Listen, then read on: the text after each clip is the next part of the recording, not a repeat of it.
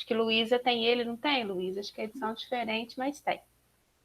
Tenho, que você me deu. O Pedagogia da Autonomia.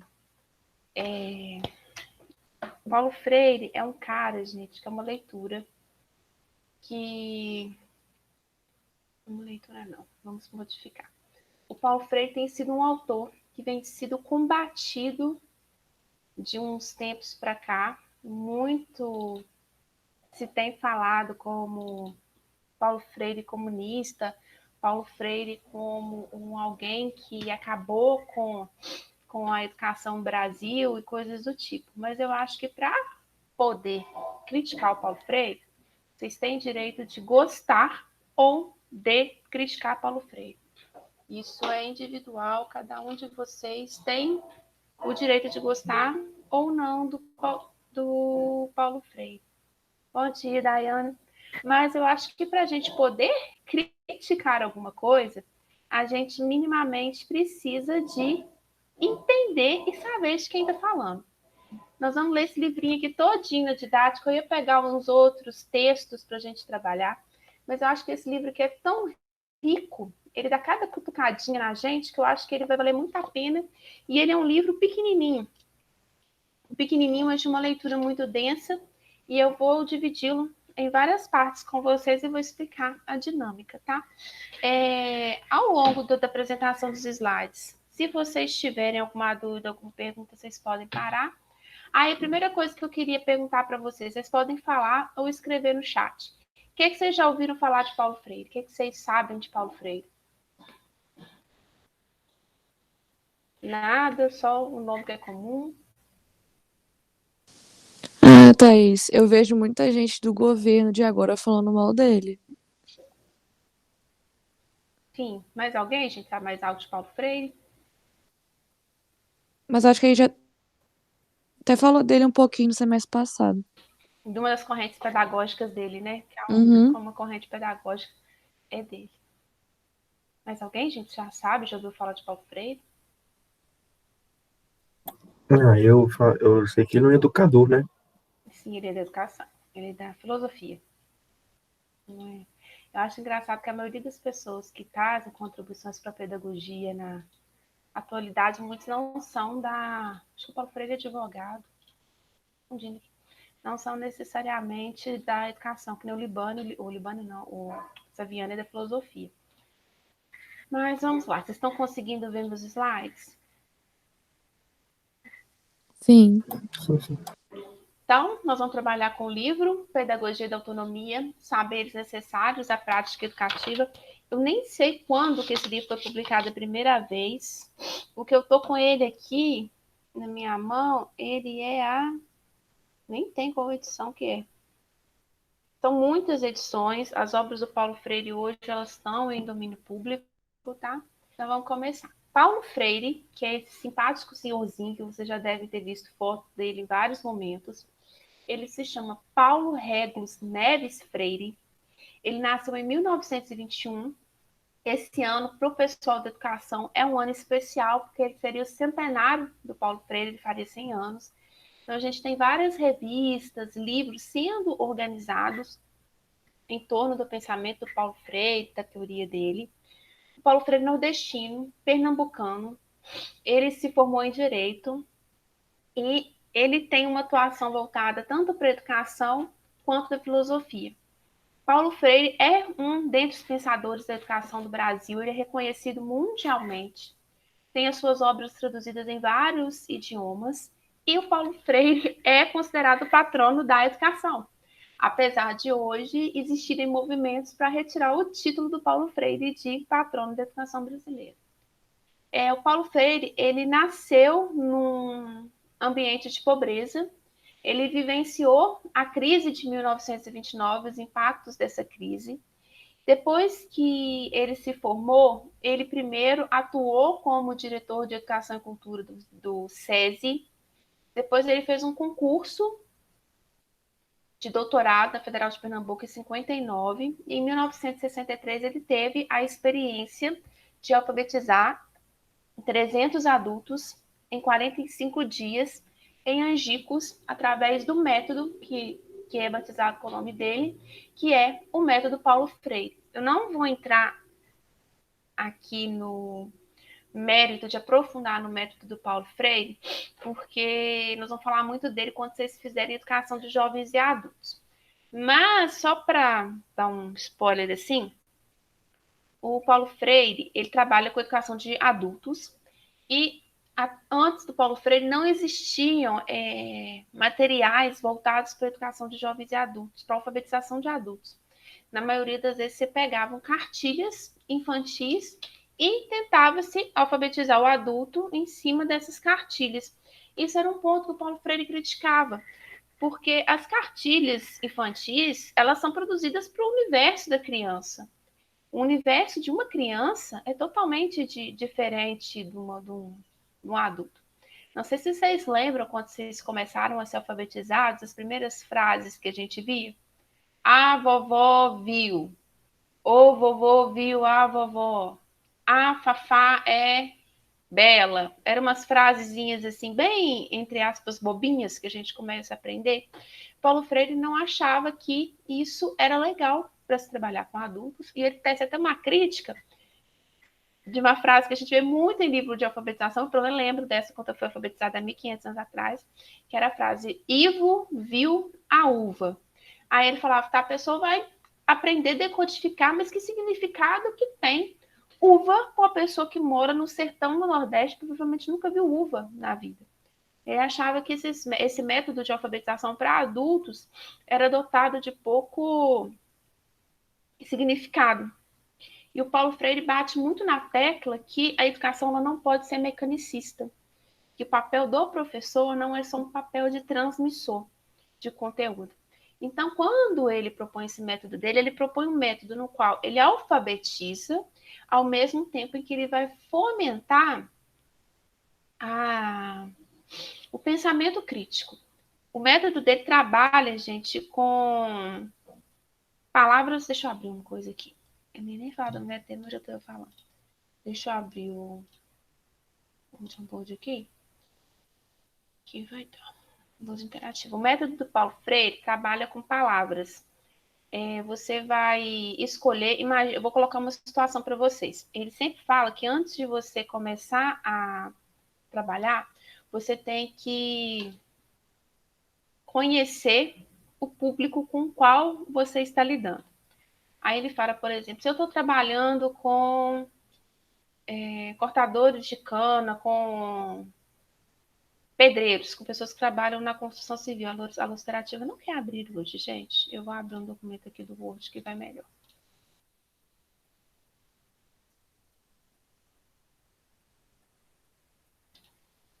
Vou compartilhar minha tela com vocês aqui. Um pouco vocês estão trabalhando com...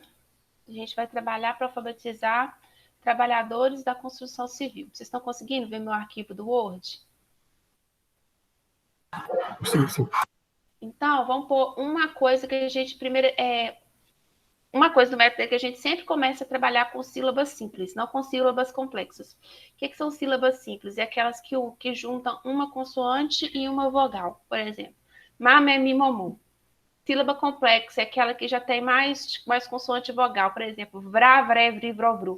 O método dele começa com sílabas simples. Então, vamos pensar que lá na construção civil, uma coisa que o pedreiro trabalha muito com ela é tijolo. Então, você vai escrever essa palavra tijolo com letra palito. Letra palito é letra de forma bem grande. E você começa a trabalhar as famílias que tem. Por exemplo, o ti vai ser a família do tá, té, ti, ó, tu. Do jó, já, jé, ji, jó, ju. Do ló, lá, lé, li, ló, lu. Aí você tem as famílias. Em cima dessas famílias, você vai começar a propor com que, com que o seu aluno tente formar novas palavras. Você vai explicar para ele as famílias, cada uma, e vai explicar, pedir para que ele forme outras palavras. E em cima disso, você vai problematizando as palavras. Por exemplo, como é que chama aqui, gente? A palavra, não é palavra-chave, não. Se o termo correto. Tijolo, você começa a problematizar. O que é tijolo? Aí o pessoal da construção civil vai te falar para que serve um tijolo. O que o tijolo te permite fazer? O tijolo eu uso ele para construir casa, construir prédio. Tá. Casa e prédio, todo mundo tem acesso a casas e prédios. Então, a partir de uma palavra que parte da realidade do público que eu estou trabalhando, eu vou ensiná-lo a ler e, ao mesmo tempo, eu vou problematizar. Com tijolo, só de eu pegar a palavra tijolo, eu vou falar que vou chegar na questão que não existe habitação para todo mundo. É um exemplo, entendeu? Aí, a partir da palavra gerador, do tema gerador, que é essa palavra aqui, eu tenho outras famílias, aí eu vou convidando os meus alunos a tentar formar outras palavras. Por exemplo, lá tá. Eu não estou muito inspirada. Luta. Por exemplo, luta. A gente luta por o quê? Quais são os motivos de se lutar? E você vai problematizando em cima dessas palavras. Então, dessa forma, a gente não só ensina o ler e escrever no sentido de decodificar o código, como também problematiza e instiga uma reflexão crítica da pessoa em cima de elementos da realidade que a pessoa vive. E com esse método, Paulo Freire ele conseguiu alfabetizar em Angico os 300 trabalhadores em 45 dias. Vocês têm alguma dúvida, alguma pergunta, gente? Alguma colocação? Por mim tá tranquilo, Thaís. Tranquilo também, Thaís. Aí, Tranquilo, Thaís. beleza, a gente tem a queda do governo do Estado Novo do Getúlio Vargas e aquele período rápido de redemocratização não, dos governos populistas. O João Goulart queria instaurar no Brasil círculos de cultura e aplicar o método do Paulo Freire, porque a questão do analfabetismo sempre foi algo muito caro no Brasil, uma taxa muito alta de analfabetismo. Só que temos o golpe de 64, o governo do João Goulart cai, e com isso o Paulo Freire é visto pelos ditadores militares como uma figura não benquista no Brasil, e ele vai viver em exílio. Então, ele viveu no Chile, ele trabalhou na ONU, ele deu aula em Harvard durante esse período de exílio dele. Em 1980, o Paulo Freire, ele consegue a autorização para retomar o Brasil, e ele filia-se ao PT, e vai ser uma das pessoas que vai lutar pelo processo do fim da ditadura e redemocratização do Brasil. E ele foi secretário de educação no governo da Luiza Erundina na década de 80 em São Paulo, e ele criou lá um projeto muito legal de alfabetização que se chama Projeto MOVA. E aí, em 1992, o Paulo Freire falece. Hoje existe, acho que é a filha dele que toca, que é o Instituto Paulo Freire, em São Paulo. Você encontra várias obras, várias coisas dele. Paulo Freire tem muita coisa dele na internet, muitos livros, muita entrevista, e é bem interessante a gente parar um pouquinho para ver o Paulo Freire, que vocês podem ver, ele é Angicos, ele aqui, ó. E ele sempre falava uma coisa, gente, que eu acho muito importante, sobretudo quando a gente vai fazer pesquisa, e a gente sabe ler e escrever. Então, ele sugere que as pessoas, quando vão fazer o diagnóstico das palavras, observar que nunca escreva na frente faça anotações, escreva na frente de quem ainda não é alfabetizado, que isso pode levar ao constrangimento da pessoa. Diga, Alexandre. Thaís, você falou que o Paulo Freire chegou a dar aula em Harvard. Ele chegou a influenciar alguma coisa lá fora também? A experiência, o método Paulo Freire foi aplicado em vários países, né? Sobretudo países africanos. A grande contribuição dele é isso. E a pegada do pensamento dele, né? Você vê os livros de Pedagogia da Autonomia, Pedagogia do Oprimido, e tem vários outros. Acho que hoje estão conseguindo uma pegadinha no que é o pensamento do Paulo Freire. Tem um livro dele que eu adoro, que eu tenho vontade de falar com os meus alunos do integrado. Os meninos integrados chamam a gente de tia. E o Paulo Freire tem um livro que chama Professora Sim. Tia não. Dá vontade de eu falar com os meninos integrados. Gente, Paulo Freire já falava, viu? Professora Sim. Tia não. Tá? Vamos lá, então, começar o pensamento do homem. O Paulo Freire, gente, ele fundou ele tem o pensamento dele, ele se caracteriza como uma corrente educacional. A gente viu isso assim muito rápido ano passado no final da disciplina de filosofia. Paulo Freire, ele se encaixa numa vertente progressista. Na educação, a gente tem duas antagônicas: conservadores, que é aqueles que são a vertente mais tradicionalista, que são a favor de manter o sistema tal qual como é, e a progressista, que são os favores da mudança. O Paulo Freire, ele é progressista. Ele bate na tecla de que a educação não é neutra, eu não preciso nem de me aprofundar mais nisso, e que os problemas que a gente encontra na escola são reflexos não só do indivíduo, não é culpa só do aluno ele não conseguir chegar na escola no horário, não é culpa do aluno ele não conseguir aprender, não é somente culpa dele. O contexto social no qual o meu aluno está inserido impacta muito na forma e na relação que ele tem com a escola. Outro ponto do Paulo Freire é que a educação ela não deve ser centrada ou no professor ou no aluno. O Paulo Freire acredita que a educação é um processo dialógico, que é um processo de troca entre professores e alunos. Daqui a pouquinho a gente vai mais nisso. E dentro desses pensadores que estão na pedagogia progressista, a pedagogia do Paulo Freire é denominada pedagogia libertadora, um pouquinho mais revolucionário na pedagogia libertária. A gente vê o Celestine Freinet. O Freinet ele fala de autogestão, de liberdade total do aluno, de uma coisa mais assim. E o Saviano e o Libânio, que estão na pedagogia crítica social dos conteúdos, que falam que a educação ela pode sim transformar, mas a gente não pode se esquecer do processo de construção do conhecimento fundamentado nos conteúdos que estão acumulados anteriormente. Então, de progressista, a gente tem o Paulo Freire, que é a libertadora, a libertária e a crítica social dos conteúdos. Esse aqui, gente, essa pedagogia crítica, a libertadora do Paulo Freire e a crítica social dos conteúdos, que é do Saviano e do Libânio, não cai em concurso, despenca, sempre tem sempre tem uma questãozinha dessa. Então, a pedagogia libertadora proposta pelo Paulo Freire, ele vai questionar as relações do homem com a natureza e com os homens. É uma pegada de educação, que é uma educação crítica. Ele vai trabalhar com temas geradores, como eu falei com vocês anteriormente.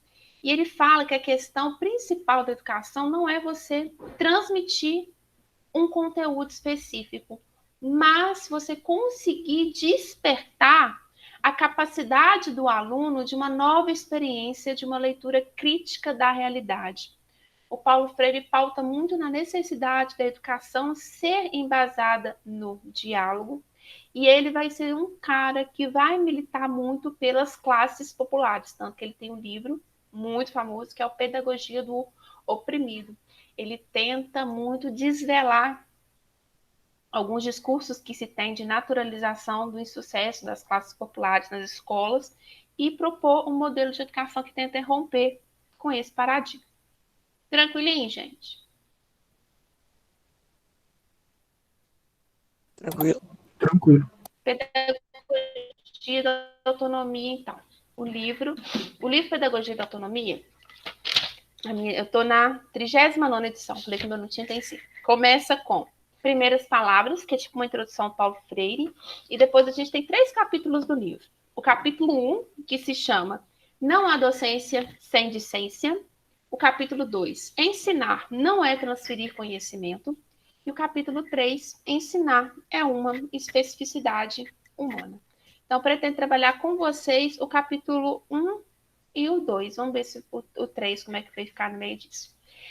O Paulo Freire, ele logo nessas primeiras palavras dele, ele já começa das catucadinhas na gente. Ele fala que a formação de um professor, a pessoa para se formar docente, ela tem que sempre que refletir sobre a sua prática. Esse processo do professor refletir sobre a sua prática é algo que contribui para a formação da autonomia dos educandos.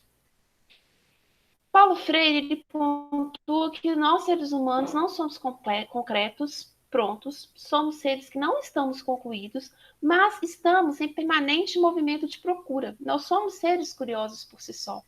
E essa característica de sempre estarmos à procura de é algo que a educação ela não deve matar, ela não deve sufocar isso no aluno, mas ela deve fomentar para que isso continue acontecendo. Então, nesse sentido, quando o professor está dentro de sala de aula formando, você formar é muito mais do que você treinar o seu aluno no desempenho de destrezas. Quando eu entro para a sala de aula, meu papel é muito além de fazer com que vocês decorem que Pedagogia da Autonomia tem 3 capítulos. Eu espero que, de alguma forma, a Pedagogia da Autonomia acenda uma luzinha em vocês, toque vocês de alguma forma, entendeu? O Paulo Freire critica muito o neoliberalismo.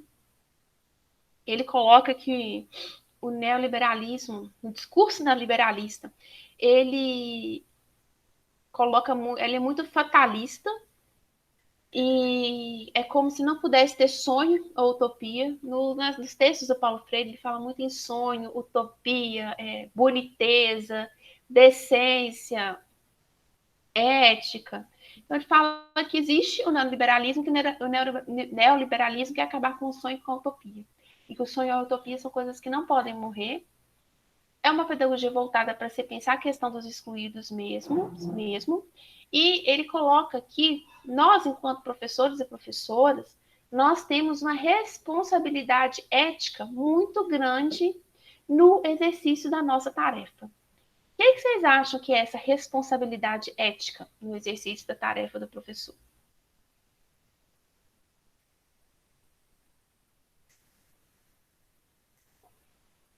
Alguém quer dar algum pitaco?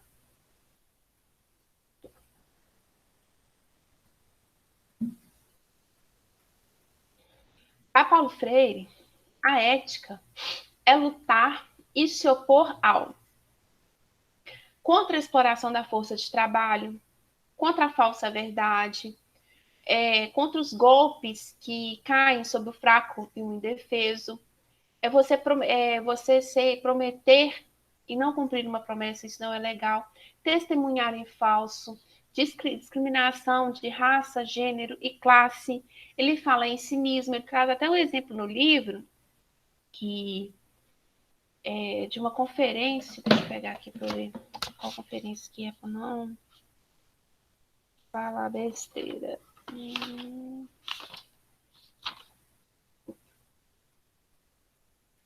No Encontro Internacional de ONGs, um dos expositores afirmou estar ouvindo com certa frequência, em países do primeiro mundo, a ideia de que crianças do terceiro mundo, acometidas por doenças, não deveriam ser salvas, pois tal recurso só prolongaria uma vida já destinada à miséria e ao fatalismo.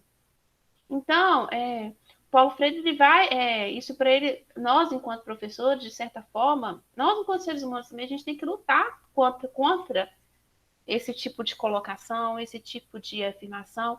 Todo mundo é ser humano, todo mundo tem direito à vida. Não é porque a pessoa nasceu numa classificação construída de primeiro mundo, segundo mundo, que ela não vai ter o direito à vida, o direito à saúde, o direito à alimentação.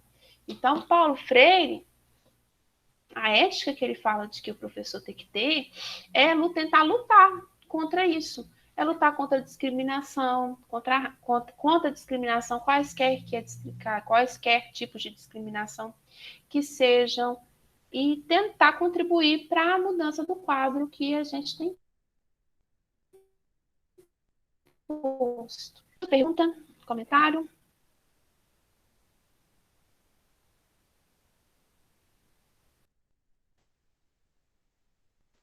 A ética, ela é inseparável da prática educativa. Então, como que nós, enquanto professores, nós podemos lutar? Testemunhando a luta na vivência dos nossos alunos, na forma como nós lidamos ou ensinamos um dado conteúdo. Existem, vamos começar lá do primeiro. Muitas vezes a gente entra dentro de sala de aula, a gente tem trocentos alunos, mas a gente, tanto no presencial, até mesmo agora de forma remota, quando a gente já está com a turma mais tempo, a gente consegue, de certa forma, perceber quando tem algum problema com o aluno, quanto a gente consegue perceber que não tem alguma coisa legal. E no presencial a gente consegue muito mais ver isso. E eu, pelo menos, tenho isso comigo. Eu sei que vocês não vivem só por conta de escola, vocês não vivem só por conta do curso que vocês estão fazendo. Cada um tem uma vida, cada um tem uma história, cada um sabe do.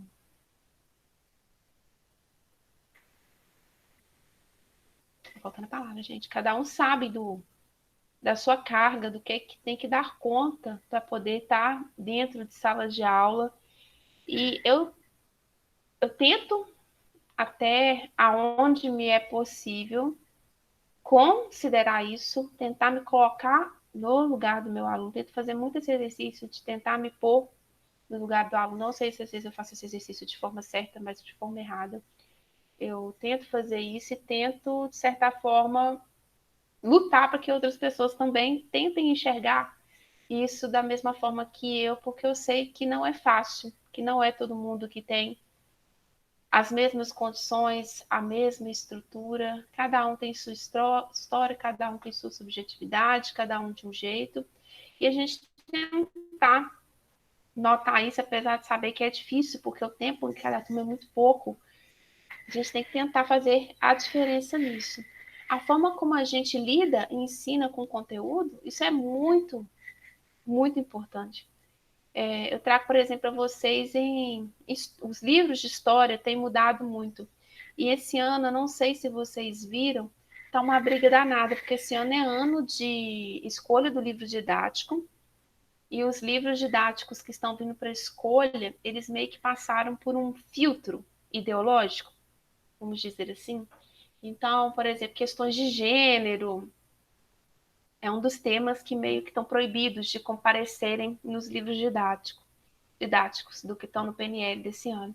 Então, várias entidades, professores estão se manifestando de que não vão aderir ao Programa Nacional do Livro Didático, não vão querer receber os livros didáticos novos, não vão optar por esse tipo de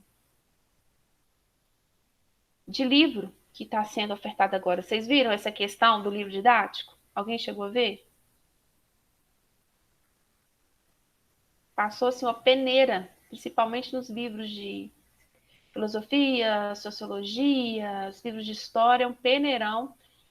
Cortaram muita coisa dos livros e está sendo uma briga, uma resistência muito grande dos professores que não querem aceitar esse modelo do que o Programa Nacional do Livro Didático está colocando. Ou seja, a forma como a gente ensina, e o que se ensina, o que a escola ensina, é uma forma da gente lutar. Por que será que se quer cortar a discussão de gênero da escola? Por que não se debater de gênero na escola? O porquê de não se debater, o porquê se debater é um posicionamento político. E esse pedaço aqui, para mim, é fabuloso. Parece que o Paulo Freire, quando escreveu esse livro lá, eu acho que ele é da década de 60, parece que ele estava vendo o futuro. Ele fala que a gente pode tecer críticas ao autor, mas ao criticar, eu não posso mentir. Eu tenho que ter embasamento e eu não posso julgar só pelo que eu ouvi falar. O Paulo Freire, hoje em dia, ele tem sido muito criticado pelo que as pessoas ouviram falar. O fulano me falou que o Paulo Freire é comunista. O Paulo Freire desgraçou a educação brasileira. Cara, a proposta do Paulo Freire é uma proposta, o método do Paulo Freire desgraçou a educação brasileira, o método do Paulo Freire para a educação de jovens e adultos, como é que o método dele pode desgraçar a educação brasileira, sabe? É muita gente que leu a orelha do livro e caceta o autor sem fundamento. Você pode até criticar, não sou contra quem critica, mas lê aprofunda na obra do cara antes de você criticar. Eu vejo ultimamente sendo muito criticados o Paulo Freire e o Gramsci. Gramsci também ultimamente fala em Gramsci ser como querer pensar um pouquinho fora do pensamento que está querendo se colocar como dominante hoje, é ser taxado de comunista, de subversivo, de louco. Então, assim, sabe, você pode ter que ver. Você pode Paulo Freire, criticar o Paulo Freire, fala assim, uma coisinha, ó, o Paulo Freire, mas esse pensamento aqui da educação, pensando, nossa, mas isso é legal. Legal, né? É Paulo Freire. A pessoa critica sem ao menos saber o que é, né? Então, Paulo Freire fala que nós, enquanto professores, nós temos que tentar mostrar um todo para os nossos estudantes as diferentes compreensões do fato para que o estudante, no seu direito de liberdade, escolha qual que ele quer aderir, qual que ele não quer, em cima de um pensamento crítico reflexivo, não em cima daquilo que o fulano de A falou, fulano B falou, fulano C falou. Vocês têm, gente, alguma colocação, algum comentário? Nada? Vocês estão tão caladinhos, gente?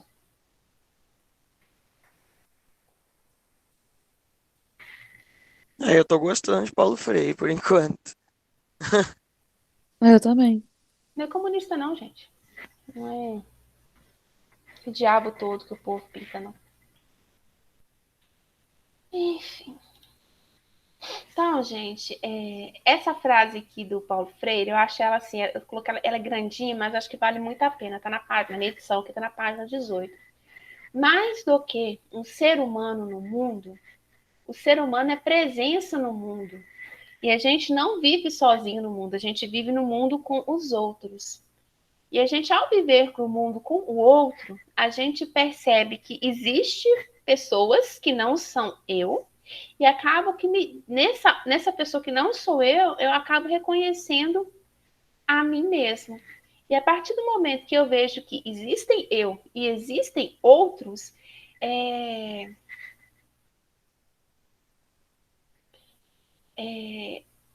a gente vai fazendo algo que é natural do ser humano. A gente compara, a gente avalia, valora, decide e rompe. É nesse movimento de eu decidir, de eu romper, de eu avaliar, que a gente precisa de ter ética, que é o que a gente falou nos slides anteriores, e responsabilidade. Porque a gente não vive sozinho no mundo. Existem outros que vivem no mundo junto com a gente e nós temos, de certa forma, responsabilidade com o que acontece com o outro. A gente, por viver em sociedade, nossas vidas estão muito atreladas uns com os outros. Vejam, por exemplo, essa questão agora que está vindo esses dias do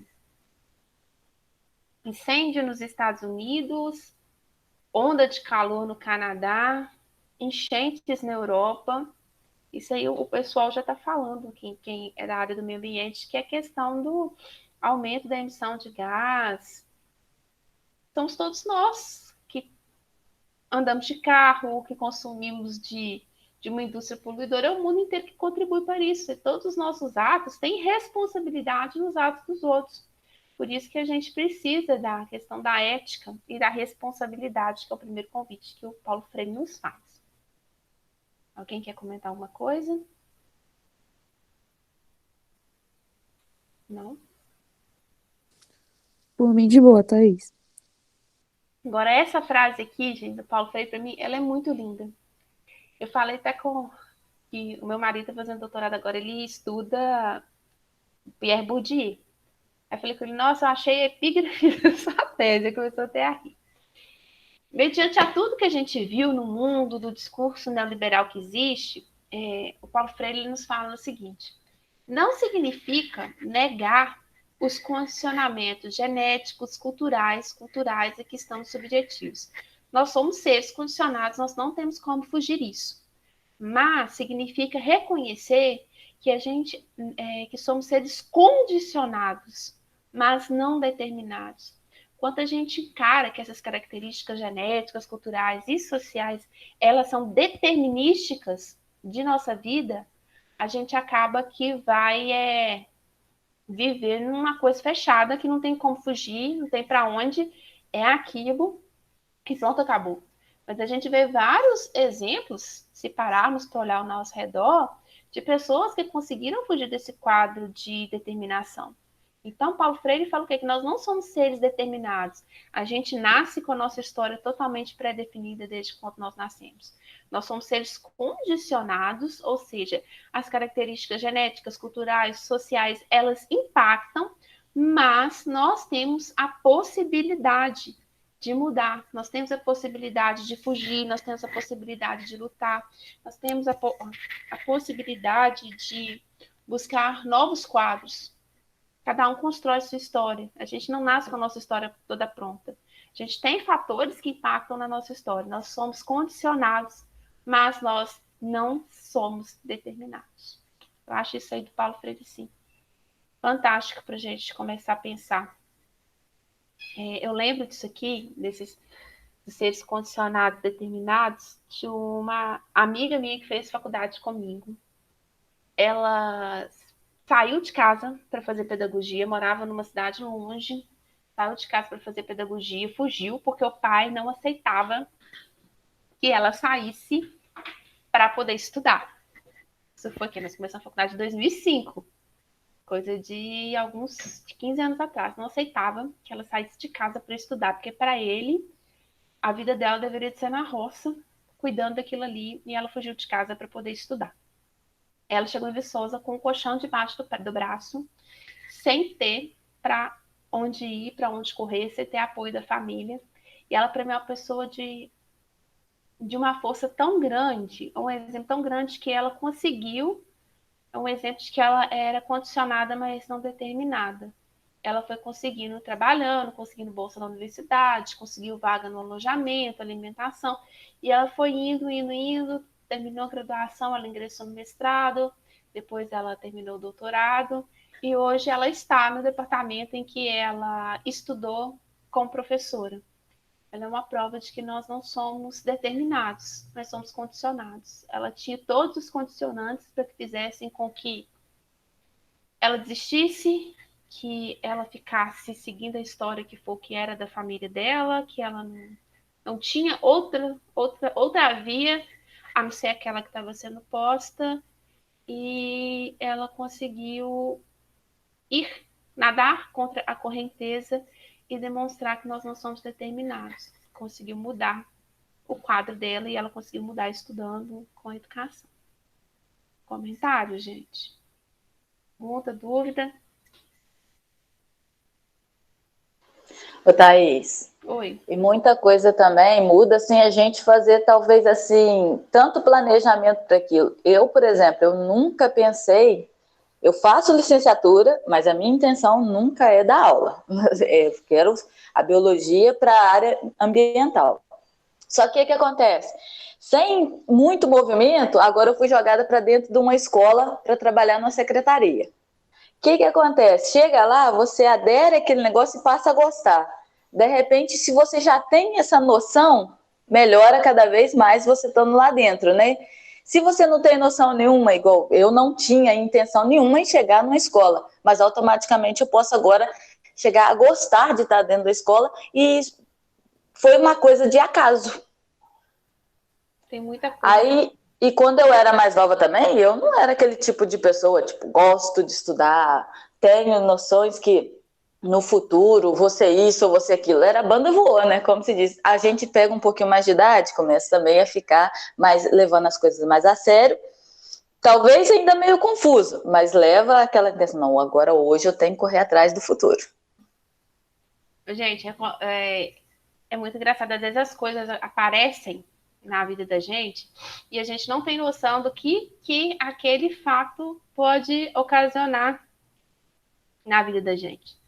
Eu falo com vocês podem pegar a minha tese de doutorado, coloca até meu livro para vocês lerem as primeiras páginas do livro da tese, que eu conto a minha história com a educação.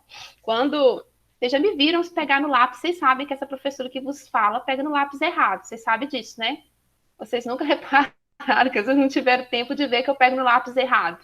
Vocês já viram isso? Eu nunca reparei, não, Eu nunca vi também, não, Thaís. Vou pegar uma caneta aqui agora. Eu pego o lápis assim, gente. Não, tem tanto tempo que eu não pego. Ó. Conseguiram ver? Isso é porque quando eu era pequena, minha mãe me deu lápis muito nova para ficar brincando, escrevendo e tal, e criança não tem coordenação motora para pegar no lápis certo, né? Então, do jeito que eu pegava, eu ficava e assim fiquei, gente, a vida inteira. Foram vários os professores que tentaram tirar, ninguém conseguiu. E desde pequenininha eu adorava a questão de escola. Nossa, adorava. Eu brinco que eu que alfabetizei minha irmã, a Tamires. Eu que ensinei Tamires a ler, não foi escola, não, fui eu. Adorava escola, queria ser professora, mas, como eu já disse para vocês em episódios anteriores, eu sou fruto do sistema público de ensino. E o sistema público de ensino é cruel com aqueles que o frequentam. Eu cheguei num ponto, gente, que eu desanimei tanto com a escola, detestável. Tanto com a escola, que quando eu saí do ensino médio, eu queria tudo na minha vida, menos na aula. Eu tentei vestibular para serviço social, para moda, direito, nutrição, retirando para tudo quanto é canto. E vim tentar, chegou no ponto que eu queria direito, não passava no vestibular. Um professor de cursinho me deu ideia, não faz, vai para pedagogia, depois você transfere. E na minha primeira aula do curso de pedagogia foi com, que é isso, gente, 500 anos, com o professor Denilson, que foi meu pai acadêmico, vamos dizer assim. E o Denilson trabalhou logo no primeiro dia de aula num livro que eu já li com vocês, o que é educação, desmistificando aquela coisa. Ele chega perguntando, o que vocês acham que vocês vão ver? Eu vou trabalhar com criancinha, eu amo criança, e dar risada da cara da gente, falando que era muito mais ali. E eu cheguei no curso falando que eu iria transferir do curso, que eu não ia ficar no curso, que eu não gostava do curso. E logo no meu primeiro ano de faculdade eu peguei uma greve, gente, fodida, tá? Foi um ano de greve. E aquilo ali distanciou totalmente da faculdade. Quando as aulas voltaram desse pós-greve, foi um período que eu não estava legal. Não estava legal, minha cabeça não estava boa, meu psicológico não estava bom. Estava dando crise de pânico, queria largar o curso, trocar o curso. Enfim, aquele caos. Tanto que no primeiro momento do meu curso eu não conseguia morar em Viçosa. Eu ia e voltava todo dia à noite. Saía, sei lá, 5 horas da tarde de Ponte Nova, chegava meia-noite em Ponte Nova. Fazia bate-volta Ponte Nova, Viçosa, todos os dias que eu não dava conta de morar em Viçosa. Tinha dias que eu não dava conta sequer de entrar na sala de aula para poder assistir aula. Foi uma coisa bem pancada, bem difícil assim. Aí eu tive a possibilidade de... eu levava meu priminho, meu baby hoje, que está com 21 anos fazendo medicina na USP, levava ele para a escola. Pegava ele no braço, levava para a escola.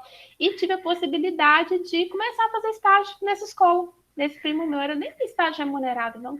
Eu ia lá, ficava o tarde inteiro fazendo a parte do meu estágio. E naquilo ali, gente, deu sentar com aquelas criancinhas na escola, aquilo ali me conquistou de um jeito. Adorava, dava a hora do lanche, eles sentavam todos na mesa, cada um deles me dava um pouquinho da merenda deles. A partir do momento que eu tive o contato com aquelas crianças, que eu tive contato com, eu fiz estágio na turminha do Gabriel, que hoje está um homem de todo tamanho, foi muito, esses meninos fizeram a diferença danada na minha vida. Eu falei, gente, eu gosto disso. Aí depois eu tive a segunda oportunidade, que foi, eu também sempre fui doida, gente. Assim, tudo que aparecia que era vaga para pedagogia, estou eu no meio tentando as vagas de pedagogia, e eu tive a oportunidade de trabalhar no CAPS, que é na saúde mental. E também foi uma escola para mim na vida, gente, trabalhar no CAPS. Nossa, tinha dia que eu saía do CAPS assim, arregaçada.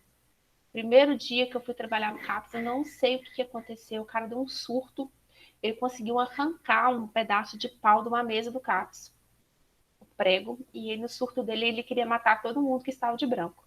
Justamente no dia quem foi trabalhar de roupa branca. Passei muito aperto naquele dia. Aí eu vi ele jogando o cara no chão, segurança vindo, jogando, amarrando, sedando. Era muito pesado, tinha dia que a gente chegava, que a polícia chegava com menor de idade, assim, em vício, que tinha tomado acetona, porque não tinha álcool em casa, tomado perfume, eram as coisas assim, gente. Mas, no meio daquela loucura, eu consegui aprender tanto, gente, mas tanto com aqueles pacientes do CAPS. Eles foram tão generosos comigo. Eu fiquei 2 anos no CAPS e era muito engraçado, porque a gente tinha carnaval do CAPS. Se eu achava, vou mandar para você, jornal do CAPS, que eram os próprios pacientes que escreviam. Fazia oficina com eles. Tinha dia que a gente fazia pão, que a gente fazia doce. Era uma confusão, uma festa. Era muito bom trabalhar com eles. Aí depois daquilo ali eu falei, eu quero fazer mestrado. Todo mundo da minha turma falava, quer fazer mestrado, quero fazer mestrado. Então eu também quero fazer mestrado. Aí que entrei na história da educação e fui, mas às vezes são oportunidades que a gente acha assim, nossa, não vou gostar, não vai dar certo. E o troço é uma coisa que contribui para a sua vida, sabe? Então, assim, aproveitem as oportunidades que vocês têm. Às vezes aqui você acha que não vai dar rock nenhum e às vezes aquilo pode abrir um leque de oportunidades, coisas muito boas para vocês, sabe? Você acha que você dá conta, pega e faz, que vale a pena.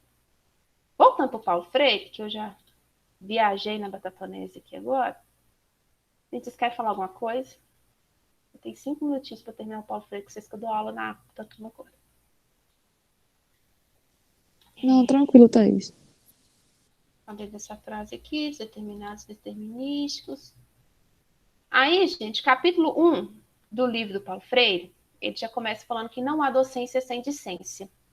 Ele fala que o livro dele, ele vai tecendo alguns apontamentos que ele acha que são importantes, tanto para os educadores que estão ligados à corrente de pensamento dele, que é a crítica progressista, como para aqueles que são conservadores. Ele fala que esses saberes dependem da posição política do professor e é uma reflexão sobre a prática, porque sem refletir sobre a nossa prática enquanto professor, a nossa teoria vira um blá blá blá e a prática um ativismo. Aí vem a frase mais famosa do Paulo Freire, que vocês já devem ter visto, que ensinar não é transferir conhecimento, mas criar as possibilidades para a sua produção e construção. Aí eu trouxe para vocês esse quadrinho aqui para a gente pensar nisso. Paulo Freire fala que numa situação de ensino conservador e tradicional, existe o formador e o formado. O formador é o professor. Esse professor ele tem um objeto que ele precisa lapidar e transformar, que é o aluno. Nesse contexto, o aluno ele é paciente, ele vai receber o conteúdo. É como se você fosse só depositando na cabeça do aluno. O aluno ele não tem participação, ele não é instigado, você não utiliza o conhecimento prévio do aluno.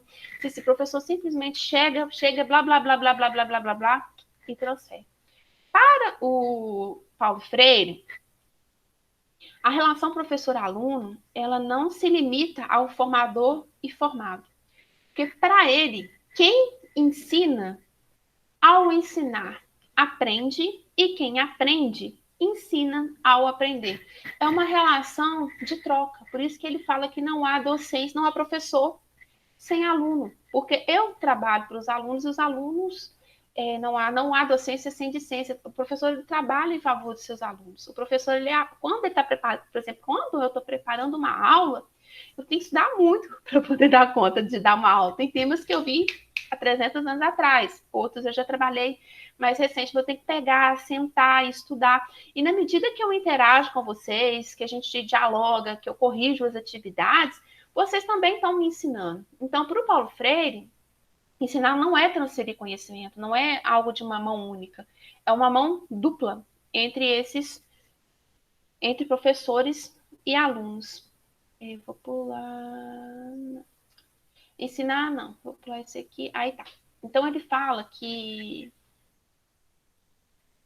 o ato de ensinar, quando nós participamos de uma experiência que ele chama de total, a gente tem que considerar a política, a ideologia, a guise neológica, que é uma vertente da filosofia do pensamento, a pedagogia, a estética, a ética, a boniteza, todas têm que estar de mãos dadas com decência e seriedade. Porque para o Paulo Freire, aprender é muito mais do que transferir. É um processo que deflagra no aprendiz uma curiosidade. Esse é o papel do professor, instigar o aluno para que ele fomentar a curiosidade do aluno. E quando você faz isso, você consegue... o aluno vai correr atrás, aquilo se torna significativo para ele. O Paulo Freire ele critica muito o que ele chama dessa transferência de conhecimento, é o termo que ele fala que é educação bancária. Que é como o aluno estivesse lá dentro da sala de aula, fosse um cofrinho, e o professor vai só depositando as moedas. Para ele a coisa não é assim. A gente tem que se imunizar contra esse bancarismo que ele chama. Porque o papel do professor é essa troca dialógica, é aguçar a curiosidade, é estimular a capacidade do aluno de arriscar, é fomentar no aluno a questão de que o ser humano pode ir além dos seus condicionantes. Nós não somos determinados, nós somos condicionados, e a educação ela tem esse papel. Então, a atividade dessa semana, eu já coloquei lá no CIGA, o Pedagogia da Autonomia. A atividade dessa semana vai ser a seguinte. Nesse livrinho aqui, no capítulo 1, o Paulo Freire, ele fala que existem 2 tipos de curiosidade. Curiosidade ingênua e curiosidade epistemológica. Eu quero que vocês me expliquem o que é curiosidade ingênua e o que é curiosidade epistemológica. Sem Ctrl+C, Ctrl+V direto do Google. Vocês acham que não, mas eu dou conta de um por um de vocês que faz Ctrl+C, Ctrl+V direto do Google. Pelo menos dá uma tapeada nas palavras, tentem escrever com as palavras de vocês, para vocês me explicarem o que é essa curiosidade epistemológica e essa curiosidade ingênua. Outra coisa. Temos esse capítulo 1 aqui do Paulo Freire. Ele tem de 1 a 9. E temos o capítulo 2 também, que vai do tópico 1 ao 9. Abram lá no CIGA o livro do Paulo Freire, veja esse capítulo aqui. Eu deixei um link no CIGA que vai cair no Google Jamboard, é um quadrinho. Vocês colocam lá vocês vão postar lá um post-it para mim com o nome de vocês e qual tópico que vocês querem. Por quê? Porque na semana que vem eu vou fazer encontro síncrono do Paulo Freire, que eu não consigo dar aula do Paulo Freire gravando. E a atividade da semana que vem vai ser uma atividade que eu vou priorizar ser feita durante a aula. Quem não conseguir participar da aula da semana que vem, eu vejo um outro jeito de fazer. Mas aí vocês escolham um desses tópicos e aí vocês vão ler esse tópico que vocês escolheram e tentar explicar na aula que vem, tá? Um tópico diferente para cada um. Então, quem postar primeiro vai ter a possibilidade de escolher dentro do leque. Então, são 18 tópicos, tem muita coisa lá para vocês pegarem e escolherem, muita coisa legal do Paulo Freire, tá? Pergunta, gente, dúvida? Falei igual pobre no som, né? Ô, Thaís, eu tenho uma Diga. dúvida. Diga. No SIGA, você postou que amanhã vai ter uma aula de revisão de conteúdos. Mas essa aula revisão de conteúdo é do integrado. Você postou no nosso SIGA. É tanto Não, tá no SIGA, Thaís. Gente, o SIGA tá me mecanismo. trollando. Ele tá multiplicando conteúdo. Gente, né? Não, abre o que vocês o SIGA agora. Que doideira.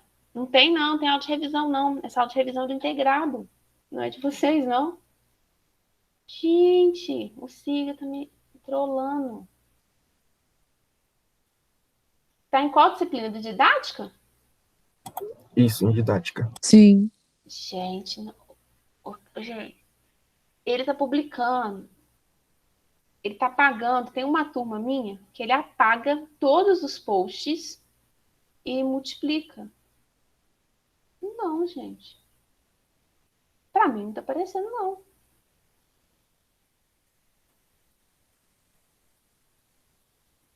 Viram, meu siga? Acho que não tá fazendo live não, Thaís. Não tá apresentando não, Thaís. Ó. Gente, que doideira. Eu vou até visualizar como aluno aqui, ó. Aqui. Deixa eu mudar aqui. Visualizando como aluno. Aula 1, aula 2, 3. Mizucam Paulo Freire, tá vendo? Ô, gente, mas não aparece pra mim, não. Como que isso aconteceu? Não, isso é integrado, gente. Tá Thaís, vendo? a gente foi entrar de manhã agora pra pegar o link pra aula e tava lá. Aí a gente ficou, tem aula amanhã? Não, gente, eu não sei porque. Ó, eu vou mostrar pra vocês. Isso aqui eu tô visualizando como aluno, tá vendo? Tá aqui. Eu não sei nem como é que eu vou pagar isso, porque não tá aparecendo pra mim. Eu vou visualizar como tá aparecendo. Thaís, se não tiver como apagar, a gente avisa pro pessoal que não tem. Avisa, porque eu tô sem entender. Ô, doideiro, o cara que dá o coisa no SIC tá de férias, não tem nem como eu atrás dele. Olha o meu aqui, professor, tá vendo? O último, Paulo Freire, viu? Que não parece pra mim? Que estranho. Não parece. Eu vou vir aqui até aqui, ó, em tópico de aula, desconsiderem, gente. Não sei como que isso apareceu. Nem aqui tem, ó. Como que o Siga fez isso, eu não sei. Não tem não, gente. O Siga tá doido. Nem aqui, tá vendo? Que não parece. É muito estranho isso, Thaís. Não sei. Isso aqui, ó, eu mostro, seja do integrado. Gente, o bicho tá doido. Só falta agora eu ficar postando as coisas integrado, aparecendo na turma de vocês, eu não consegui pagar. Que meleque, hein? Aqui, Não, pode deixar, Thaís, a gente avisa. é do integrado, tá vendo? Não é de vocês, não. Considera aí que o Siga deu bugado. É do integrado. Vai entender. Desconsidere, não tem revisão não. Revisão do integrado, que tá na semana de prova de recuperação semana que vem, tá? Mais alguma pergunta, gente? Que eu tenho que dar aula na outra turma agora. Ô, Thaís, eu tenho, mas eu te mando no WhatsApp. Não tem problema, não. Belezinha. Então, gente, acho que é isso. Eu guardo vocês segunda-feira que vem pra gente terminar o Paulo Freire. Obrigada pela participação. Foi bom ver a sala cheia, tá? Boa semana para todos. Fiquem bem. Qualquer coisa vocês me chamam, tá? Tchauzinho. Tchau, Obrigado, Thaís. tchauzinho. Bom Obrigado, dia. Thaís. Tchauzinho. Obrigado. Bom dia. Boa semana.